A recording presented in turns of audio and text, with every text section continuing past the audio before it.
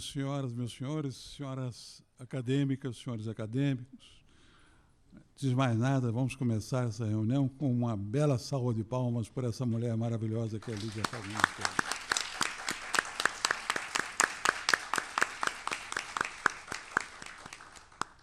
Nós estamos aqui dando continuidade a um tipo de encontro, nós chamamos exatamente de encontro com o autor, no caso, encontro com a autora, onde já fizemos um encontro com Ana Maria Machado, que se encontra aqui entre nós, e com João Baldo Ribeiro. Esse tipo de encontro difere um pouco das nossas conferências, porque tem um espaço aberto onde o público poderá fazer perguntas à nossa convidada.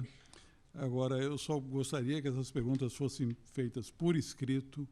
Nós temos uma pessoa que vai receber as perguntas e distribuir entre os mediadores, Ana Maria Machado e Alberto Acosta Silva. Como habitualmente se diz aqui nessa casa, a Lígia Fagundes Telles não precisa ser apresentada. A presença dessa mulher maravilhosa, dessa beleza, como contou hoje o Sérgio Paulo Rouanet, que quando foi apresentada a Borges, disse como ela é linda. Aí alguém comentou, mas ele é cego. Mesmo os cegos veem a beleza de Lígia. Então, não preciso dizer, porque ela sabe do nosso passado, né? Nosso passado. Então, eu passo a palavra a Ana Maria Machado para o primeiro comentário, depois Alberto, depois as perguntas, depois o comentário de Lígia e as perguntas. Palavra Ana Maria Machado. Não, o primeiro comentário é só uma saudação, dizer da minha alegria de estar aqui com Lígia, Alberto, Cícero e vocês nesse dia, nesse momento. E, na verdade, a gente tinha combinado assim, um pouco mais de Alberto fazer a apresentação e eu passar. Pois é, esquecemos de te dizer. Ficamos todos tão assim, emocionados com a presença de Lígia, que então vamos retomar. Assim, o Alberto faz as apresentações e depois eu coordeno as perguntas um pouco mais. Não é exatamente uma apresentação, digamos assim. É o chute inicial. Em 1955, eu fiz uma entrevista com Lígia Fagundes Telles a propósito do lançamento de Ciranda de Pedra. E nesta entrevista, ela me disse que era uma simples contadora de histórias. E ela tinha razão, porque eu tinha lido, para fazer a entrevista, Ciranda de Pedra, e tinha relido Cacto Vermelho, que é um livro do qual que ela abjurou. E tinha sentido nesses livros, permanentemente, a voz de Lígia por trás da escrita. Quer dizer, eu, à medida que a lia, eu não sabia que a estava ouvindo, mas enquanto eu estava fazendo a entrevista, eu percebi que a voz dela estava por trás de cada frase que eu lera. Este é o grande segredo do contador de histórias, sobretudo daquele contador de histórias que usa a imaginação como alavanca dos enredos. Toda história, evidentemente, exige imaginação, mas umas exigem mais aquela imaginação que nasce da lógica, que nasce da realidade, que completa a realidade, que explica a realidade, que enriquece a realidade. Aquela imaginação a que se referiu Coleridge, tão distinta da mera fantasia, que é solta, não tem raízes, nem tem lógica. Porque Lígia falava como quem escreve, mas como quem escreve rigorosamente bem. E com cuidado extraordinário no que ela põe na escrita. Mas por trás desta escrita está sempre uma voz humana. A voz humana daquela moça extremamente bonita, fulgurantemente bonita, fulgurantemente inteligente, fulgurantemente charmosa, com uma presença que desmontava o interlocutor. Era difícil fazer as perguntas, sobretudo fazer as provocações que eu queria fazer à Lígia, e que ela respondeu convincentemente, mas era difícil fazê-lo presente perante aquela presença tão marcante e tão viva. E esta presença que temos aqui hoje, uma das grandes escritoras de nossa história, não apenas de nosso tempo, mas do tempo brasileiro como tal, e do tempo da língua portuguesa. Uma escritora que tem a capacidade não apenas de criar personagens, de inventar personagens, mas também de vincular essas personagens humanas ao reino animal e ao reino vegetal. Quem quer que acompanhe os contos, os romances de Lígia, vai sentir esta presença permanente dos outros seres que não são homens, que não são criaturas humanas, e até mesmo da matéria mineral, como protagonistas, a servirem de metáfora, a servirem de exemplo, a servirem de sinal e a servirem de símbolo das ações humanas. Então, eu não tenho por agora perguntas a fazer à Lígia, mas se tivesse, seria esta: como é que ela inclui os animais na trama das suas histórias?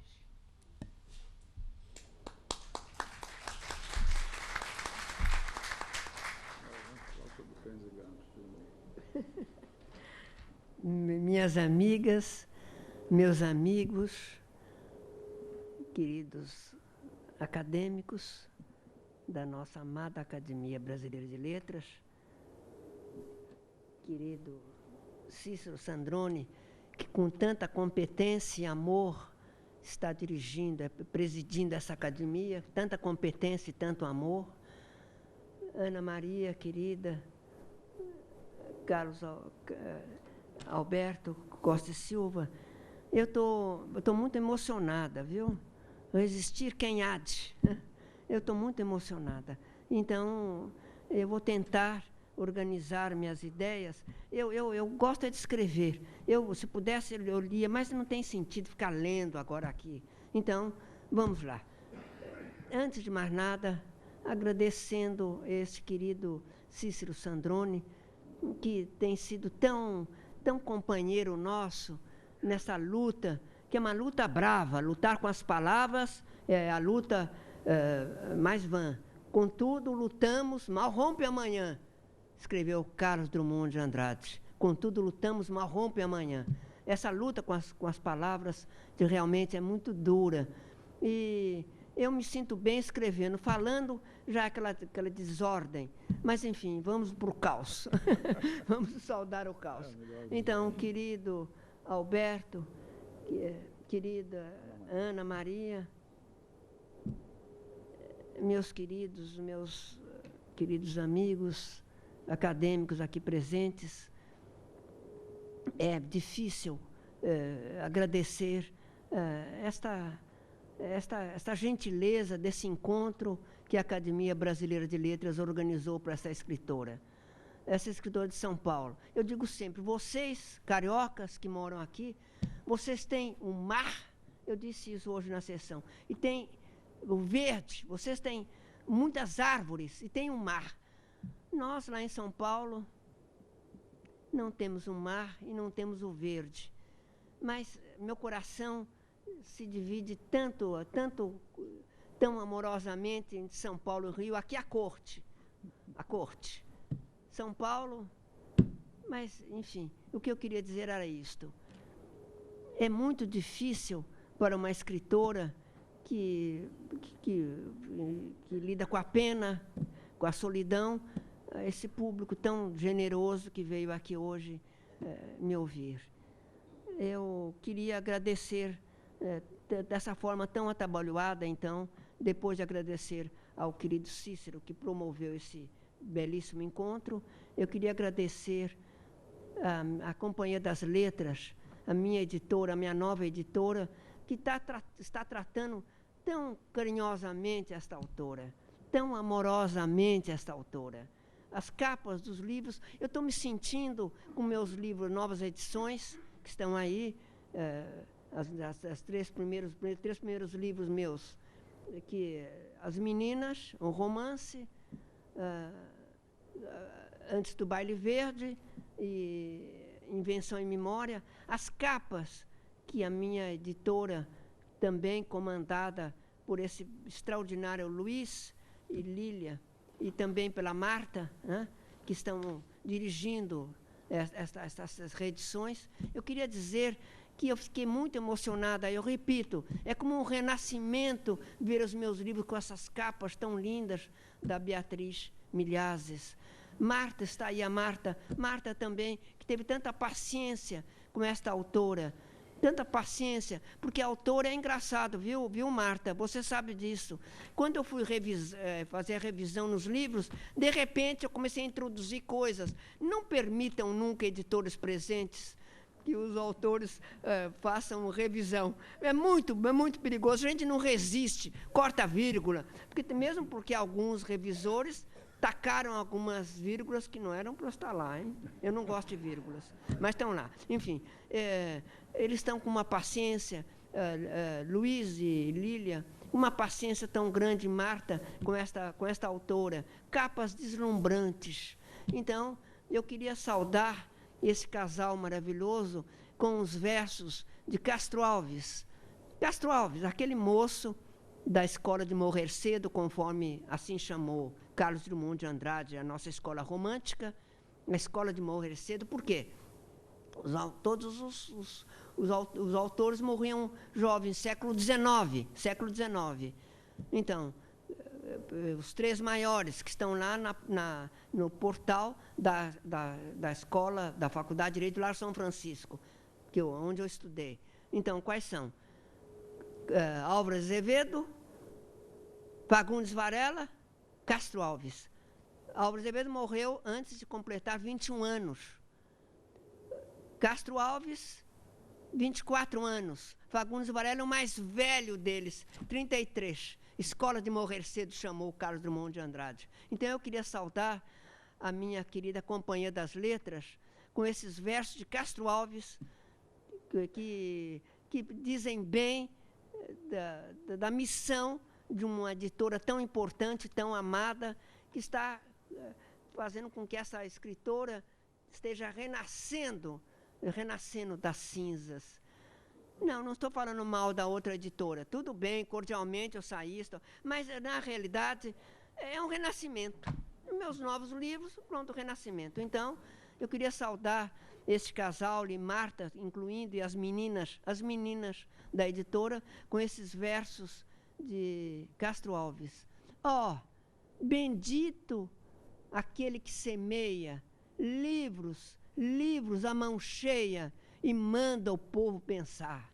O livro, caindo na alma, é germe que faz a palma, é chuva que faz o mar. Eu queria saudar, então, meus editores com estas palavras.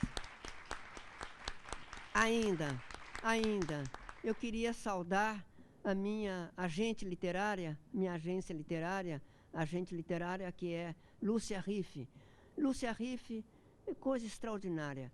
Lúcia Riffe, eu não sei se você sabe que há alguns anos você não poderia estar dirigindo a maior agência literária do Brasil. Mulher moça, bonita e tal. Não podia, porque você faz parte, então, da geração que foi saudada pelo professor, foi meu professor de filosofia do direito, Miguel Reale, que foi desta casa, Miguel Reale. Então, você pertence a essa revolução que o Reale dizia, é a mais importante revolução do século XX, Miguel Reale, a revolução da mulher. Eu vejo aqui mulheres aqui, poetas, escritoras, romancistas, as mulheres. Por que a revolução da mulher é a mais importante revolução do século XX? Miguel Reale, sábio. Miguel Reale foi a mais importante, sim, porque antes disso a mulher não estava, né, nesse ponto. Na realidade, a mulher começou realmente a ocupar seus lugares lugar ao sol, século XX. Segunda Guerra Mundial. Eu estava na faculdade de Direito. Eu contei agora aos meus amigos, conversando lá na sala de chá, eu contei que quando eu entrei na faculdade de Direito, Largo São Francisco, eram 7 ou 8 mocinhas temerosas e quase 200 rapazes. E um dos rapazes perguntou para mim, o que vocês vieram fazer aqui? Casar? Eu disse, também. Também. E eu acabei me casando com um professor. Então, também.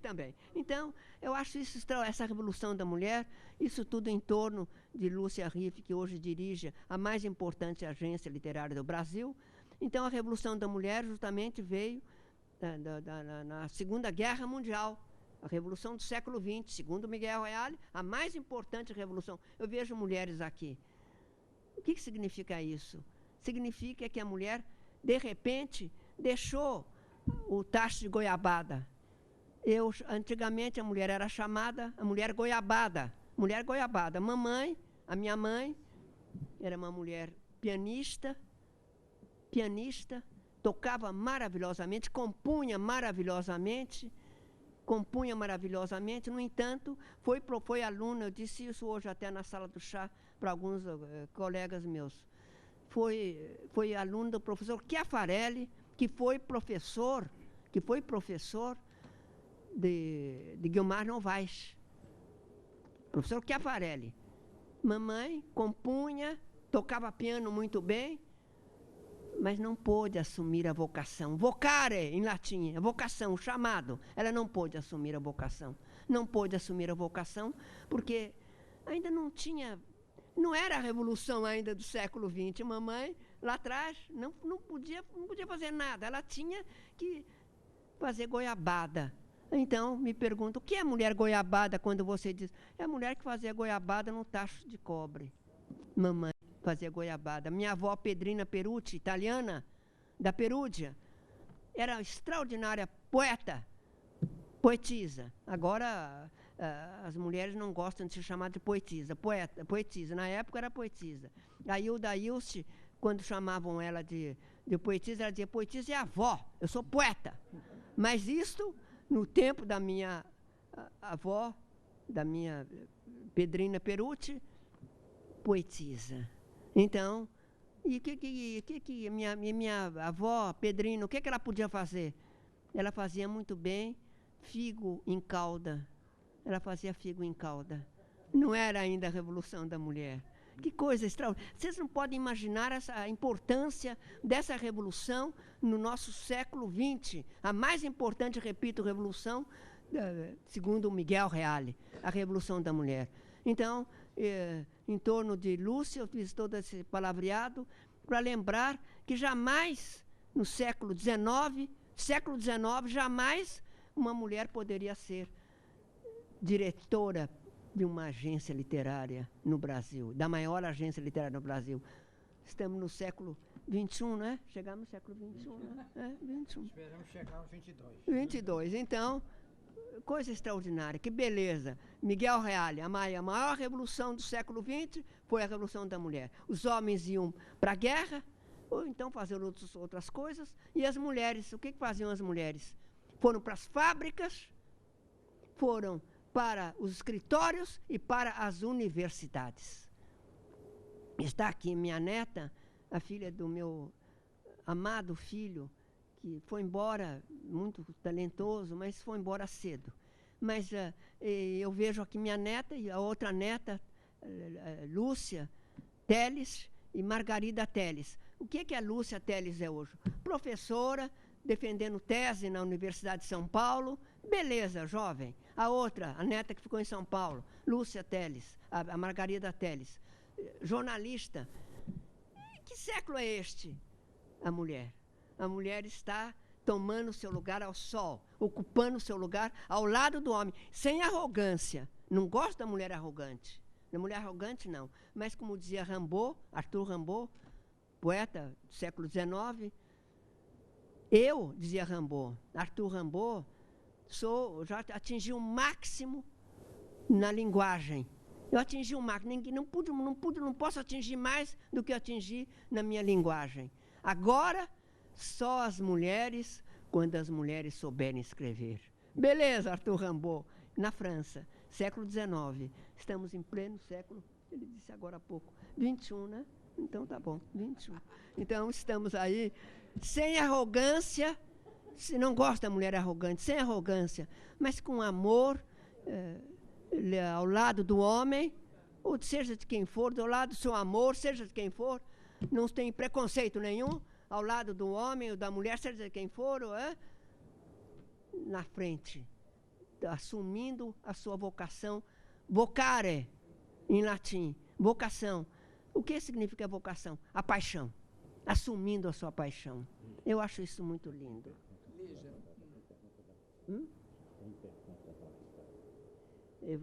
Alguma pergunta? Então, deixa eu terminar então aqui. Então, eu já falei sobre a Lúcia, minha neta, a outra que ficou em São Paulo, a Margarida. Deixa eu falar então um pouco agora uma coisa. Quando eu escrevi uma vez um livro, não me lembro em qual livro está, meus editores depois vão descobrir esse livro. Luiz e Lília e Marta, essa gente que está aí, da minha editora nova, Companhia das Letras, vão descobrir esse livro. Eu escrevi, há no Brasil 3 espécies em processo de extinção. A árvore, o índio e o escritor. Eu escrevi isso há alguns anos. Eu queria modificar agora essa minha... E vou modificar quando eu fizer a revisão. É aquela coisa que eu disse. Os editores não devem permitir que os escritores façam revisão, porque a gente muda as coisas. A gente não aguenta, muda. Então, agora, por exemplo, sim, em processo de extinção, a árvore, vocês estão vendo o que está acontecendo com a Mata Atlântica. O índio, o índio, adquirindo todos os vícios do branco, o índio. E sabe onde é que eles se matam, os índios? Enforcando-se nas árvores. Que bonito, a volta à natureza. A árvore, eles se enforcam na árvore. É a forma como o índio escolhe para se matar, na árvore. Então, quanto ao escritor, que eu escrevi há alguns anos, que estava em processo de extinção, escritor não. Vou mudar, ouviu, Marta, que está por aí? Já vou mudar. Agora não é mais o escritor em processo de extinção, é o leitor em fuga acelerada. Fuga acelerada, por quê? Porque é fuga acelerada. Então, não é justo que o leitor escape. Eu considero o leitor o meu parceiro, e mais do que parceiro, o meu cúmplice. Os escritores aqui presentes, as escritoras aqui presentes sabem disto.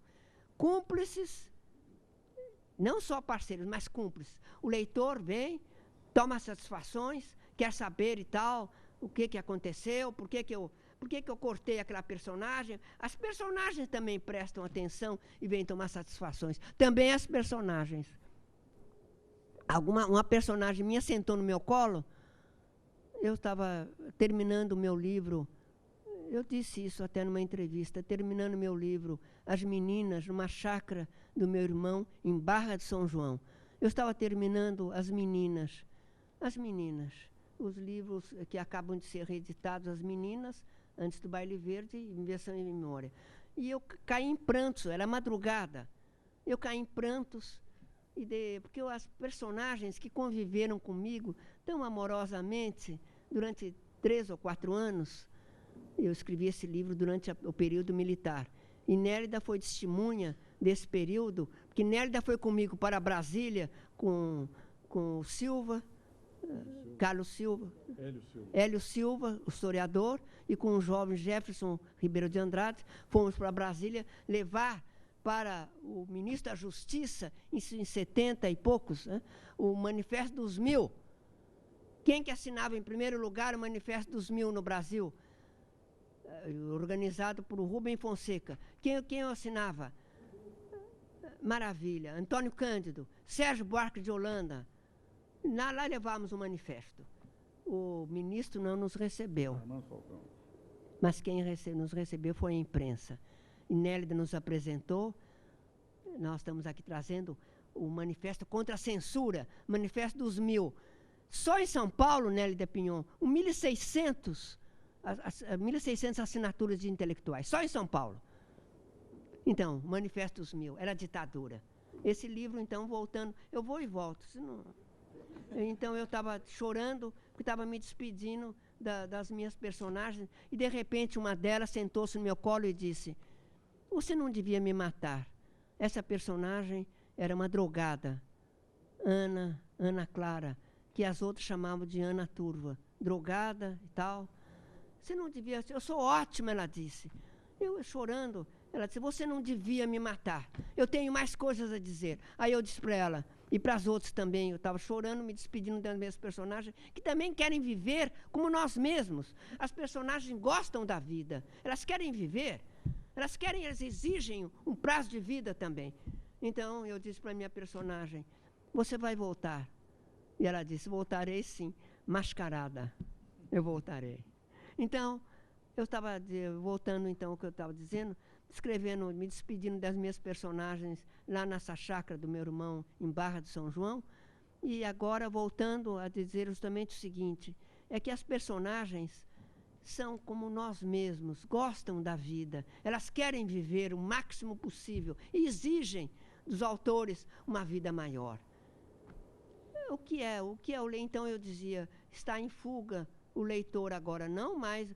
Deixa eu contar uma história rápida para vocês, essa história é boa. Em São Paulo, a minha cidade, eu amo São Paulo, mas em São Paulo não tem nem mar, nem árvores.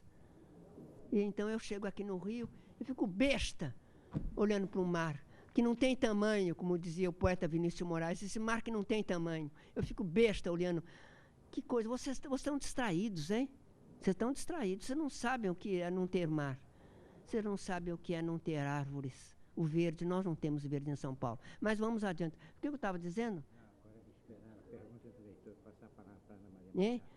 Deixa eu só terminar, então, agora, uma coisa importante que eu vou dizer.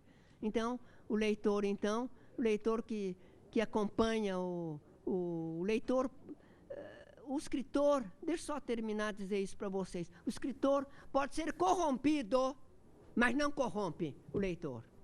Voltando justamente a que eu estava dizendo, a árvore, o índio e o leitor, no caso. O escritor pode ser corrompido, mas não corrompe o leitor. O escritor pode ser o que mais? O escritor pode ser louco, mas não vai enlouquecer o leitor. Ao contrário, pode desviar o leitor da sua loucura. Pode desviar o leitor da sua loucura. O escritor que pode ser solitário e triste. Pode ser solitário e triste, mas vai acompanhar o leitor na sua tristeza e na sua solidão. Ele está dando sinais aqui que acabou o meu tempo. Não, você vai falar não. Agora as perguntas. Agora a Ana Maria vai falar um pouquinho. Não, das perguntas que eu tinha preparado, mais ou menos, a Lígia já foi respondendo, porque a Lígia é assim, é uma borboleta no jardim, ela pousa aqui, pousa ali, né? E vai fecundando, fertilizando todas aquelas flores, levando pólen de um para o outro, e tudo vai se abrindo depois, então, realmente, e ela fecha o ciclo, ela fecha todos os parênteses. Não sei se vocês repararam, ela abre um e outro, e aí volta, e volta, e volta. Então, a primeira pergunta que eu tinha preparado tinha a ver com essa história da mulher escritora, porque ela fala mais de uma vez, tanto em entrevistas como nos próprios livros, no Invenção e Memória mesmo, Disciplina do Amor, ela relembra isso em outros, que a mãe dela várias vezes disse que ela escolheu estudar direito e ser escritora, que eram profissões de homem. E era assim que as coisas eram naquele momento, nos anos da guerra, quando ela estava cursando a faculdade. Segunda Guerra Mundial. Isso. Nessa mesma época... Não, a primeira não. Também Nessa mesma época, o livro de memórias de Alberto Costa e Silva, belíssimo livro, O Espelho do Príncipe, o primeiro volume, Ele conta que, quando ele chegou ao Rio, ele tinha uma vizinha escritora, e que ele foi levado à casa de Clóvis Bevilacqua, que também era casado com uma escritora, Amélia Freitas. E outro dia, aqui nessa mesma mesa, o ministro Eros Grau, fazendo sua palestra, evocou essa presença da Amélia Freitas, uma possível candidatura dela para a academia e a negativa, e que, por isso, o Clóvis Bevilacqua se afastou da academia, etc. Isso foi durante a guerra, nos anos 40. Nos anos 50, quando eu tenho minhas memórias de começar a ler revista, eu lembro que a revista O Cruzeiro tinha várias romancistas mulheres publicando folhetins no Cruzeiro, muitas delas paulistas. Diná Silveira de Queiroz, Lazinha Luiz Carlos, da Silva Brito, Isa Silveira, Maria José Dupré, Lúcia Benedetti, Raquel de Queiroz, enfim, havia uma quantidade enorme de mulheres escrevendo com 10 anos de diferença.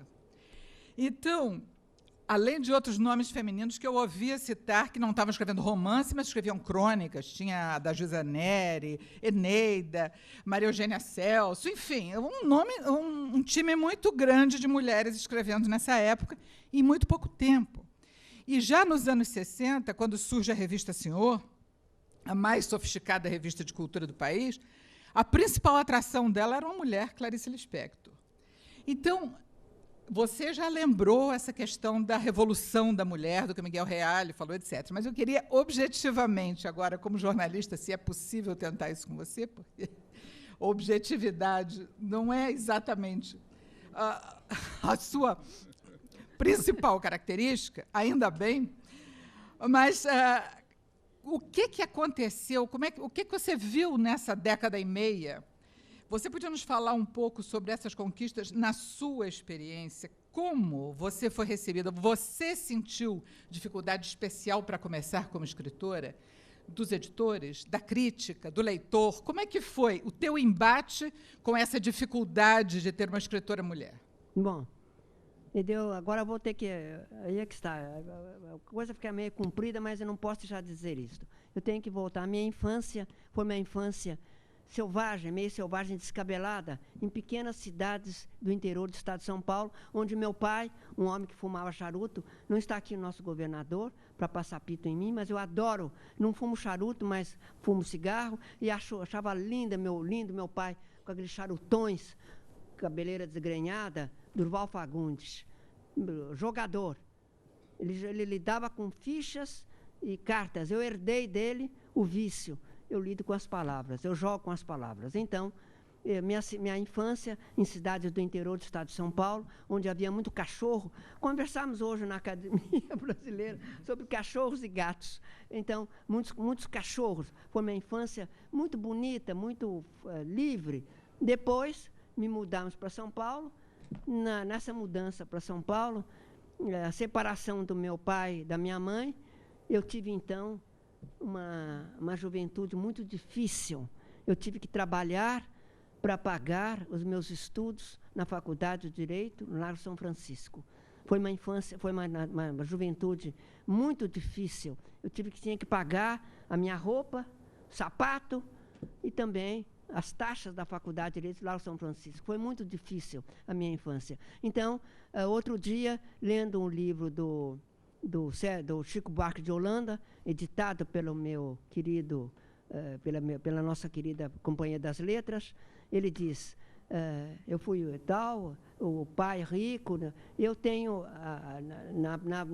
na Pauliceia a palavra que eu herdei do meu pai dizia era isto, avô rico. Era meu avô, dono praticamente da Rua Fagundes, no bairro da Liberdade. Avô rico. Filho doutor, meu pai, mas beleza, fumando charuto e tal. Neto mendigo, neto fui eu. Neto fui eu. Então, entrei na Faculdade de Direito com grande dificuldade e pensava o seguinte, eu tenho que seguir minha vocação. E a mamãe dizia, oh, meu Deus, essa menina, como é que vai ser? Está numa escola de homens. Eu já disse para você que o cara perguntava, o que você veio fazer aqui? Casar? Casar também. Escola de homens. Profissão, mamãe dizia, profissão de homem, escrever. Ah, meu pai celestial, você não casa, até que casei 2 vezes. Então, foi uma juventude muito difícil, de muita luta. Meus livros, eu paguei as edições, Porão e Sobrado. Eu era uma adolescente. Eu me lembro que até numa tarde de autógrafos, isso foi lembrado aqui no Rio de Janeiro por um escritor.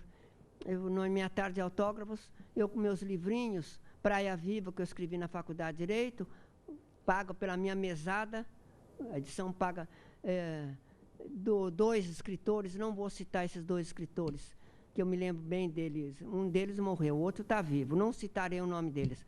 Chegaram e disseram para mim, o que você veio? Por que você está fazendo um livro? Você é bonitinha, tem perna bonita, por que está fazendo um livro? Eu desatei a chorar. Foi muito difícil. Foi muito difícil. Aliás, lembrando Trotsky, os que vão na frente são os que levam as rajadas no peito. Nélida sabe disso, Cecília sabe disso, outras escritoras aqui presentes sabem disso. Os que vão na frente são os que levam as rajadas no peito. Levamos, sim, as rajadas no peito, mas atendendo a vocação, a paixão, escrever. Atender a paixão, o chamado, vocare, em latim, atender até o fim. Eu dizia, mamãe, um dia não sei quando, um dia a mulher vai poder assumir a sua vocação, como os homens, sem petulância, sem arrogância. E também vão se libertar dos costureiros. Outra libertação também que a mulher deve ser, dos costureiros, dos médicos plásticos. A mulher tem o direito é proibido envelhecer. Não é proibido envelhecer. Podemos envelhecer com dignidade, tal, hein? Sem vender a alma ao diabo. Muito bem. É isso. Agora eu vou passar para algumas perguntas do público que chegaram. A primeira delas, ela respondeu já textualmente no meio do voo borboleteante.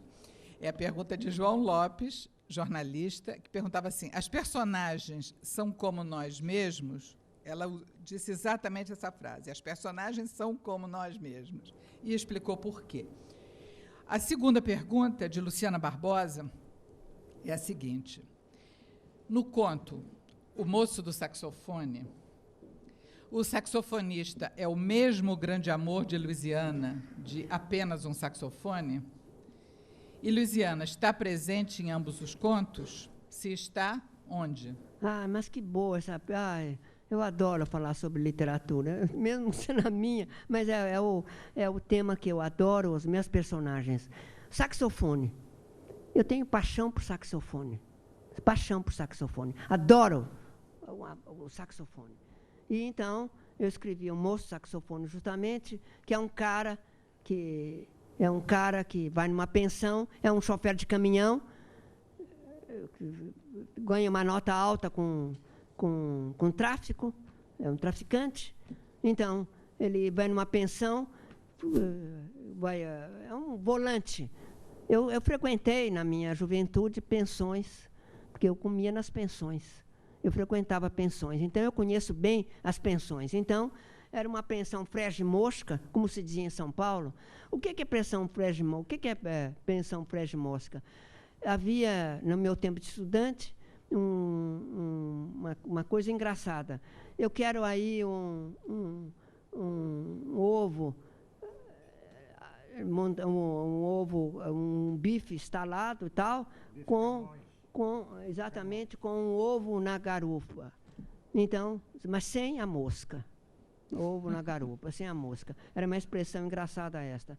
Um ovo com um bife com um ovo em cima, sem a mosca na garupa. Então, esse personagem, que é um traficante, vai nessa pensão frege-mosca. A dona da pensão é uma antiga puta, né, que no tempo da juventude era puta, e depois ficou velha e abriu essa pensão. Bom, ele diz então, eu detesto anão e detesto também saxofone triste. E em cima tocava um saxofone tristíssimo. Então o cara, amigo dele, disse, esse cara que toca saxofone aqui em cima, a mulher dele anda com todo o pessoal aqui da pensão e de outras pensões também, outros lugares também. E ele não faz nada? Não, ele toca saxofone. Ele toca saxofone. Então, eu achei ótima essa história, eu convivi, olha aí a convivência do autor com a personagem. Ele chegou e começou, então, a ouvir e dizia, mas é um saxofone desgraçado de triste. Eu nunca vi um saxofone tão triste. E o cara, amigo dele da pensão, dizia, chifre dói, chifre dói.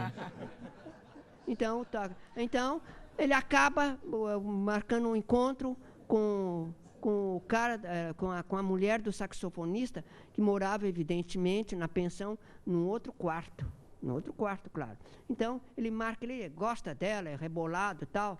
É um homem tocador, um chofer de caminhão. Então ela diz, sobe a escada, primeira porta à direita. Às 8 horas eu espero você. Ele foi.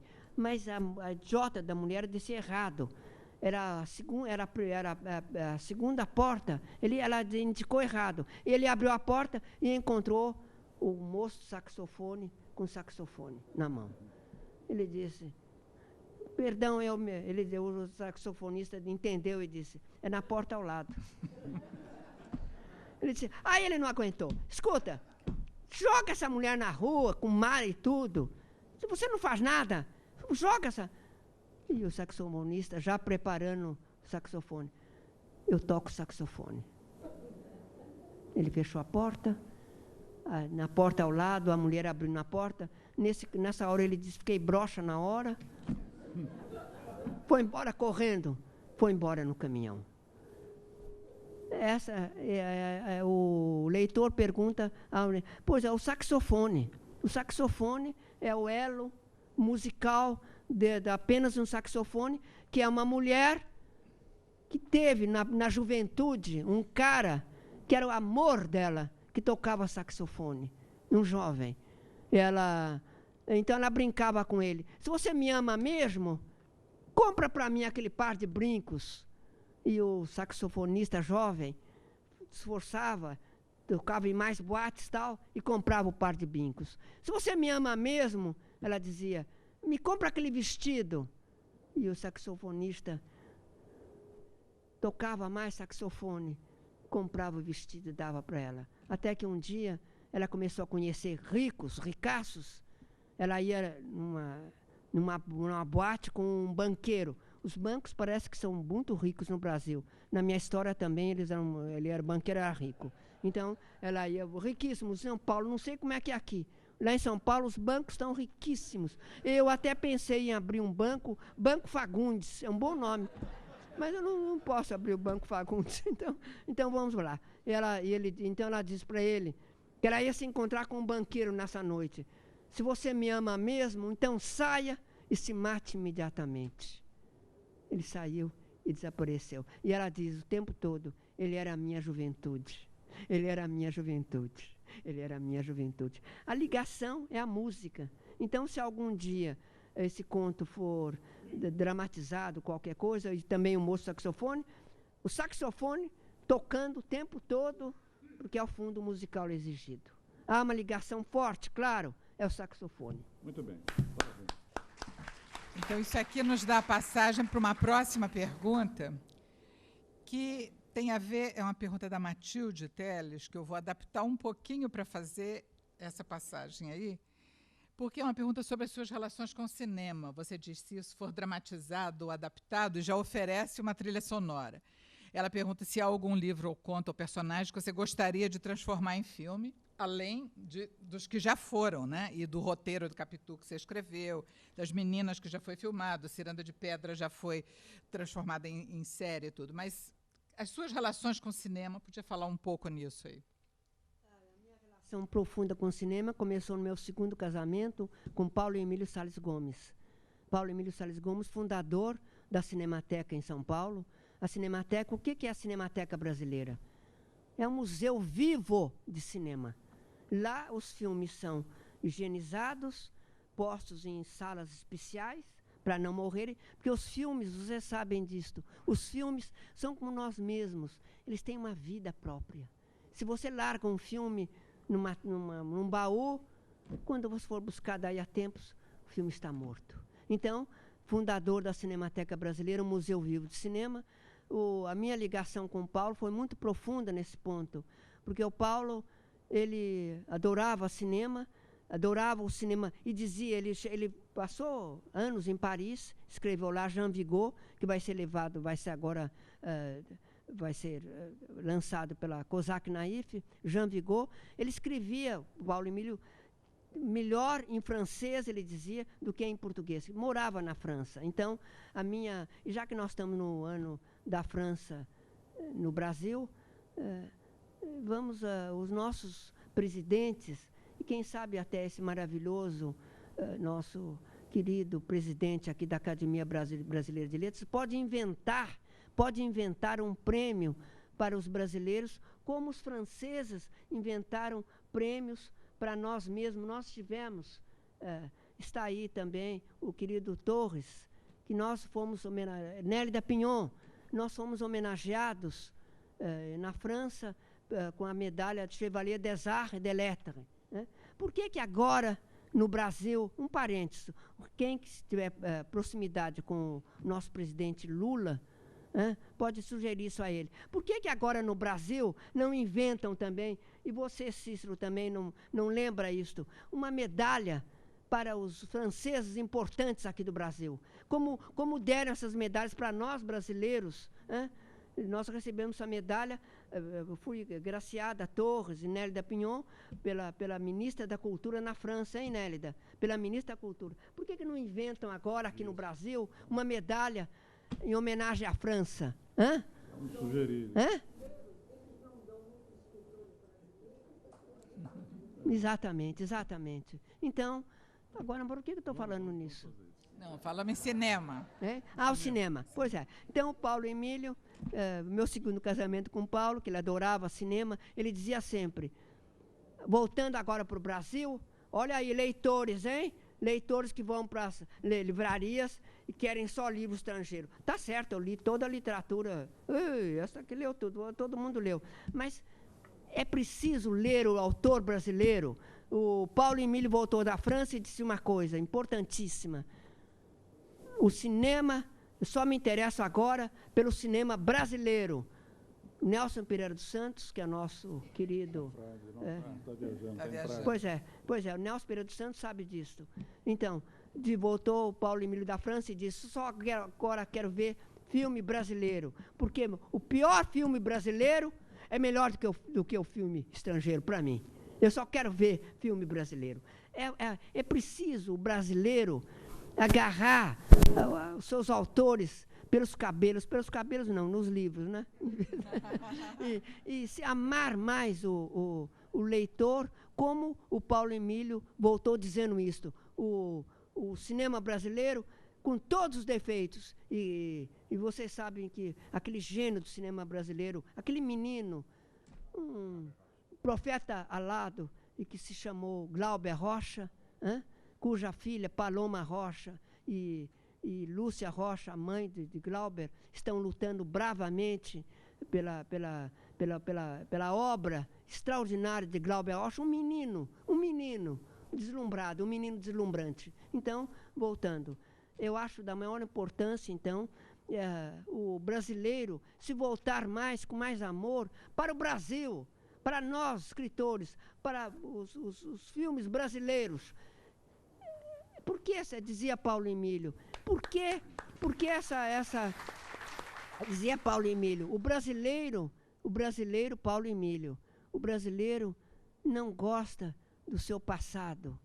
Tem uma ojeriza pelo seu passado, é uma forma saudável de fugir de uma tradição de miséria e pobreza, de miséria e ignorância e miséria. Paulo Emílio, de ignorância e miséria.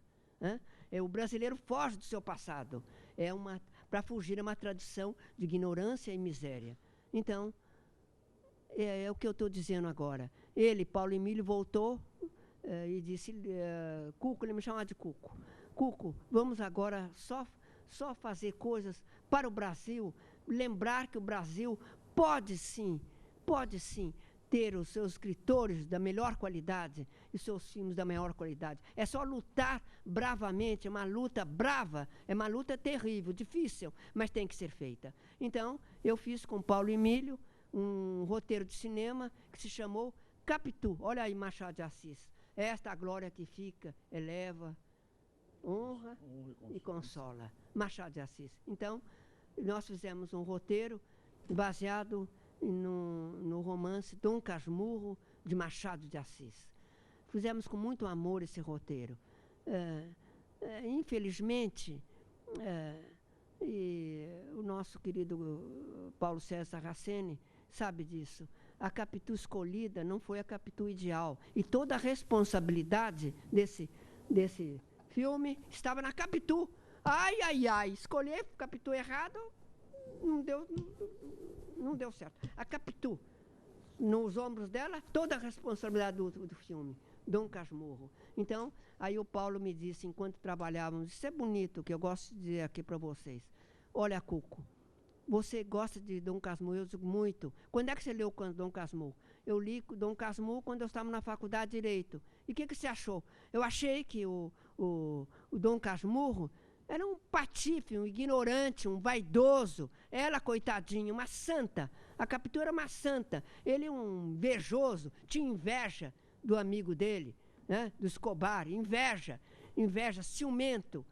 Aquele tipo de marido parafuso que vai rocket, vai afundando, até chegar... Não, marido parafuso.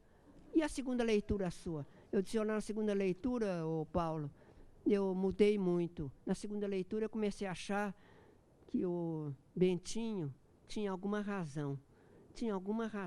A Capitu não era aquela florzinha, ela era uma cigana oblíqua, Machado de Assis, e dissimulada. Você mudou, então? Mudei completamente, Paulo.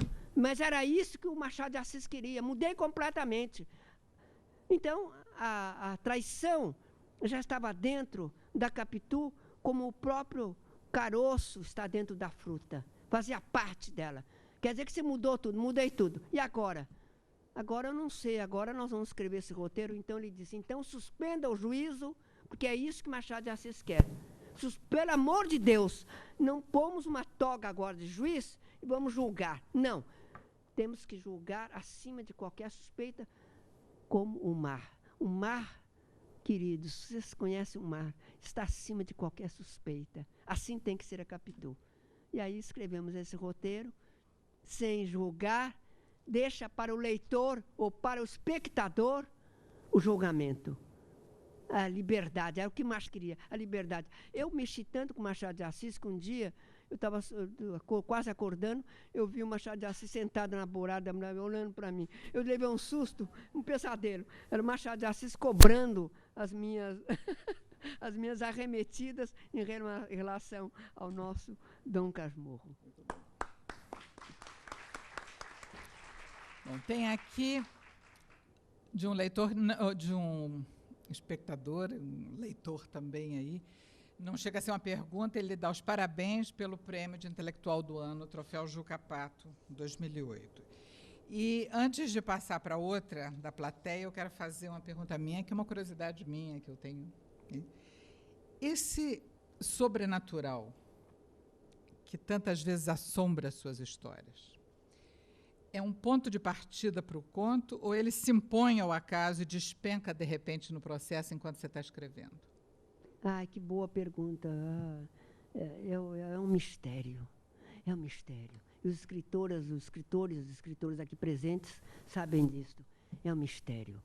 É um mistério. É aquele envolvimento, você entra, depois você não sabe mais como é que sair, você não sabe mais, é como um labirinto, aquele labirinto que você entra, tem um contentão e tal, no labirinto. E a saída? A saída. Eu estou no labirinto, e agora? Para sair. Caminhos se abrem. É um mistério. Justamente, eu não sei, eu quando começo a escrever, o mistério justamente me acena com a sua mão enluvada. O mistério tem mão enluvada. É um mistério. Eu acho tão lindo essa vontade do escritor também. O Álvares Azevedo, um poeta de São Paulo, da Escola de Morrer Cedo, século XIX, tal da Escola de Morrer Cedo. Ele morreu com 20 anos, Castro Alves com 24 anos e Fagundes Varela com 33, o mais velho deles. Interessante isto. O Álvares Azevedo, um mistério também. É um mistério o Álvares Azevedo. Por que mistério? Ele falava tanto em taças, em copos de vinho, na obra dele, poética, Álvares Azevedo. Mas quem bebeu os vinhos, na realidade, foi Fagundes Varela, que era um porrista. Fagundes Varela é porrista, bebeu os vinhos. Ele falava tanto, o Álvares Azevedo, em mulheres, aquela coisa, aquele êxtase. Mas quem as teve realmente foi Castro Alves. Aliás, o Antônio Cândido, que é uma maravilha de crítico literário, numa antologia dele, num livro de formação da literatura brasileira, ele diz o seguinte: meu Deus, é um alívio quando Castro Alves aparece falando no amor sexual. O amor sexual é um alívio, porque nos outros românticos todos, século XIX, as mulheres ou estão dormindo ou estão mortas. Álvares Azevedo, ou as mulheres dormiam ou morriam. Então, o primeiro que ousou falar sobre a mulher, o êxtase, que é Eugênia Câmara, a paixão dele, de Castro Alves, uma artista portuguesa. Então, é um alívio, diz Antônio Cândido, quando, afinal, um escritor pega uma mulher de verdade e vai ao fundo com essa mulher. Os outros todos, Amor e Medo, Casimiro de Abreu, Cidite Fujo e Te Amo, Bela, da luz de fogo que te cerca, ó Bela, contigo dizes e tal, dos amores. Meu Deus, que gelo, que frieza aquela. Como te enganas, meu amor é fogo que se alimenta do voraz desejo. Se te fujo, é que te amo e muito. És bela, eu, moço. Tens amor, eu, medo. Amor e Medo. Então, até o Mário de Andrade, um poeta de São Paulo, que vocês conhecem bem, Mário de Andrade, escritor deslumbrante, Mário de Andrade dizia, que Álvares Azevedo era virgem, virgenzíssimo. Os outros não, os outros agarravam as mulheres. Então, essa experiência toda, não sei porque eu estou falando nisso agora. Estou respondendo a pergunta. Bom. Os mistérios. O mistério sobrenatural, como que entra, então, a criação. Mistério. Então, a mulher para Álvares Azevedo, até a morte dele, 20 anos, quais eram as mulheres que ele amava? A mãe e a irmã. A irmã e a mãe. Sinto saudades dos meus dias idos, pétalas perdidas em fatal paú, pétalas que um dia desfolhamos juntas. Isso era Fagundes Varela, famosas filhas do País do Sul. Perdão, Castro Alves. Agora, Álvares Azevedo. Sinto saudade, Álvares Azevedo. Minha mãe e minha irmã, justamente, as lembranças que Álvares Azevedo tinha, ele gostava da corte, aqui, a corte. De São Paulo, ele não gostava de São Paulo, que era uma terra de formigas e de caipiras. Ele gostava era da corte, ele amava a corte. Então, ele se despediu do pai, justamente, Álvares Azevedo morreu com um tumor na fossa ilíaca, né? Ele cavalgava, naquele tempo os românticos cavalgavam muito em São Paulo. Teve uma queda, morreu no tumor na fossa ilíaca. Fagundes Varela, parece, tudo indica, que foi de Porres, ele teve um negócio de cirrose, Fagundes Varela. E Castro Alves, o tiro no calcanhar, a espingarda estava caçando em São Paulo, Castro Alves, desesperado, a mulher dele tinha ido embora, a amada dele, a Eugênia Câmara. Então ele estava triste, foi caçar, a espingarda disparou, o pé, feriu no pé, vocês pensem um pouco, século XIX, não havia nada. Então, foi amputado, teve o pé amputado, porque ele era lindo, teve o pé amputado, mas continuou ainda em Salvador, baiano, ele continuou ainda no Salvador, nas tribunas, falando. Daí é que veio a expressão dar um tiro no pé, né? Dar um tiro no pé. Quando ele foi operado, ele disse essa frase, que não sei se é verdadeira, mas que representa bem o tuberculoso, porque ele teve o tiro no pé, amputou o pé, ficou coxo, mas morreu na realidade, esse sim, tuberculoso, que era a doença da escola de morrer cedo. Quase todos morriam de tuberculose. Então, ele, na operação, sem anestesia, ele teria dito para o médico: corta-o, doutor, corta o pé. Assim terei menos matéria do que o resto da humanidade. Século XIX. Mais uma pergunta? Não, só eu sei que já está chegando a hora aqui, então, um pouco rapidamente. Ana Cristina quer que você fale um pouquinho sobre a recorrência da cor verde no seu livro Antes do Baile Verde. Ela quer saber se a ideia do verde surgiu antes dos contos ou se foi uma coincidência eles depois terem sido reunidos em torno da cor verde. Bom, esse conto é o conto de uma jovem que está se vestindo para um baile de carnaval. O baile é um baile verde. Todos vão fantasiados de verde. O namorado dela, o amante dela, vai buscá-la num carro, num tufão, esses automóveis da época e tal, um tufão verde. E ela está se vestindo verde com a empregada no quarto. E o pai dela está morrendo, ou já morreu, no quarto ao lado, o pai. Então, ela está aprontando a fantasia, a empregada ajudando ela a grudar as lantejoulas verdes, e, de repente, a empregada é como que um juiz oculto, que de vez em quando pergunta: e seu pai? Ela diz: não, eu cheguei lá, ela diz, fui lá no quarto dele, ele estava bem, ele chorou só de um lado. E a empregada diz: ele estava se despedindo, ele estava morrendo. Não, você... Ela diz: merda, chega de ser uma bruxa dizendo coisas horríveis. Meu pai estava melhor, sim. Então está. Então você não quer ficar com ele? Não, diz a empregada. Eu também tenho o juiz. Eu também tenho meu baile. Eu também tenho minha festa. Meu arrasta-pé e tal. Eu vou passar na mangueira, lá sei aonde, o cordão. E ela diz: e eu também tenho a minha festa. E ela tem uma frase, então, que é importante nesse livro. Ele viveu 70 e poucos anos, 60 e poucos anos. Por que não viveu mais um dia? O dia da festa. Ele viveu... É terrível, essa frase é a frase principal. Ele viveu... Por que não vive? Por que não vai viver mais um dia?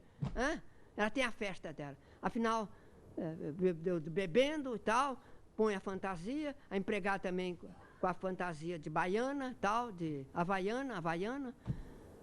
Elas vão saindo, a porta do quarto fechado.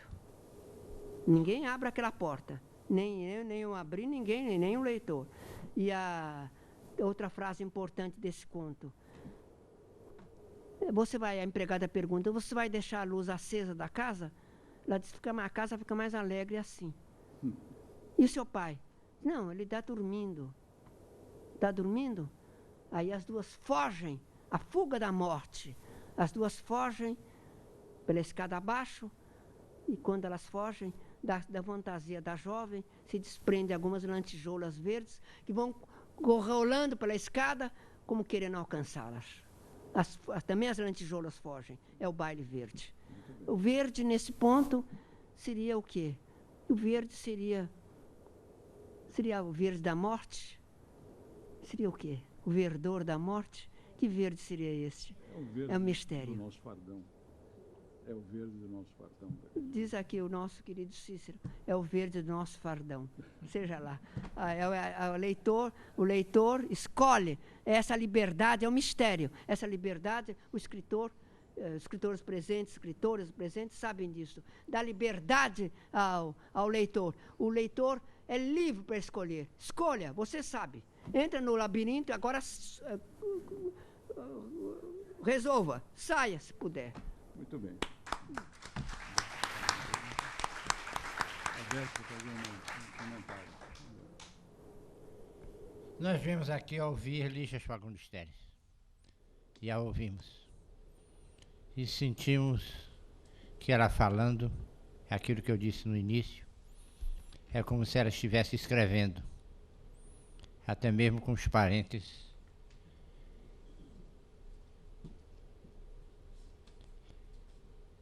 Porque ela, quando escreve, eu dizia que ouvimos a sua voz, porque ela escreve falando com o leitor.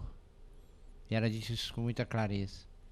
Nós ouvimos a sua voz, mas é a voz de quem fala conosco, de quem fala com quem a lê. Tenho a impressão que foi para todos os que aqui estivemos hoje, foi um privilégio ouvir Lígia Fagundes Telles. E somos gratos a ela, por ela existir, por ser Lígia Fagundes Telles. Bem, muito obrigado a Humberto da Costa Silva, muito obrigado Ana Maria Machado. Mas eu tinha uma pequena perguntinha para fazer. Queria fazer, mas acho melhor não fazer, porque eu tenho a impressão que não é. O seu conto... Não é, não tenho certeza que não é. O seu conto, o seu livro de contos, Seminário dos Ratos, não se passa em Brasília, não. Tenho certeza absoluta disso. Ainda, foi meu professor de filosofia do direito, Miguel Reale, ele dizia, a classe, olha que bonito, a classe política precisa ter uma cultura, porque senão o Brasil não será nunca uma democracia. A classe política precisa ser sintonizada com a cultura, porque senão não teremos nunca no Brasil uma democracia. Então, justamente, a classe política, eu tenho, quando eu vejo televisão, quando eu vejo um político dizer assim, veja bem, meu cabelo já levanta. Veja bem, eles fazem assim, veja bem, o cabelo já levanta. Então, a classe política, os políticos, quem sabe se agora, os políticos, lendo, os escritores, lendo mais os escritores, isso. Entrando no nosso time. Eu estou num hotel onde eu acordo à noite e vejo os jogadores de futebol jogando na pista ali de frente.